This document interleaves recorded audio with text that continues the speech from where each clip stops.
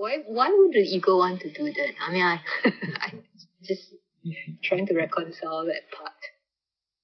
Because I'm not saying no, but I'm just wondering why does the ego want to sabotage itself? Yeah, so this is an interesting question that comes up a lot. I like to answer it in two parts. The first part is very unsatisfying to an ego. And then I'll answer it in more thorough. Bring me an ego, and then we will talk about it. That's a very direct way of saying nobody's ever found an ego, nobody's ever isolated an ego. No physicist, no psychologist, no neuroscientist has ever found one of these elusive egos. So until somebody brings us one so that we can analyze it, we really have nothing to talk about. Mm-hmm. It's an illusion. It's a very attractive illusion. It sure does seem like we have it. We can't agree to that. There's an apparent entity in my head and body that's doing this. That does seem to be real. But when you analyze it, it can't be found. It's an illusion. It's just like every night when we go out and we watch the sunset. We watch the sun move down the horizon until it disappears. That's an illusion. The sun does not move. It's the Earth's rotation that gives the illusion that the sun is moving and setting. So we don't deny the illusion of the sun setting, but it's not until we recognize the underlying reality of the illusion, which is the Earth's rotation, do things start to really change. Because all of a sudden you're like, oh my gosh, I'm on this huge ball that's rotating.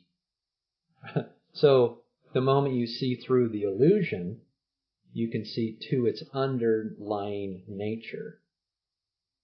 And that's what we do here in non-duality. We see through the illusion of the ego into the ego's underlying reality, which is none other than yourself. Mm-hmm. So why does the ego do this? It would be the more appropriate question is, why does the self do this to itself? Because there is no ego. There's only self. Mm-hmm. And that gets into because self is all-knowing and omnipresent, Mm-hmm. the only way to experience itself in a finite form, a physical finite form of itself, is that it has to somehow forget its all-knowingness. Mm-hmm. Because if it didn't have a mechanism to forget its all-knowingness, it would already know the outcome of everything. And so it wouldn't make an attempt. We wouldn't be here right now. So what it does is it forgets itself to see itself in a physical form. And when it forgets itself, it sacrifices itself to do that. It loses touch with itself. It never totally loses touch with itself, because even the forgetting is itself. The forgetfulness, the ignorance that you might hear Advaita teachers say, that ignorance is also itself. The underlying reality of ignorance is nothing other than self. So it always has a tether home to itself. But for it to see its own glory in in the manifestation that we're experiencing right now. And to have the manifestation create an apparent life of its own through an ego, because an ego believes it's doing this life in this world somehow. It's in the apparent ego-ness that anything is possible in this in the manifestation as well.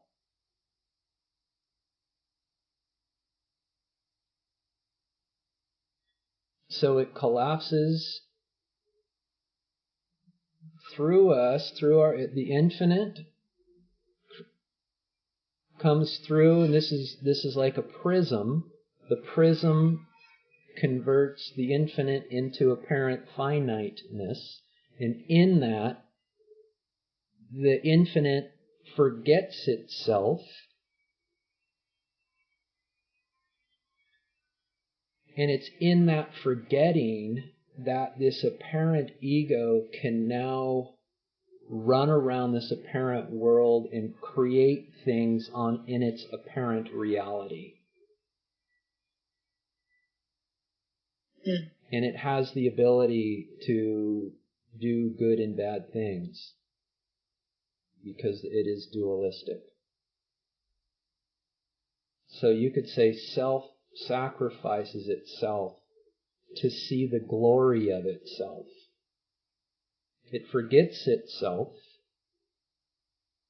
and in that forgetting there's some sacrifice to see the glory of itself in a three-dimensional physical realm.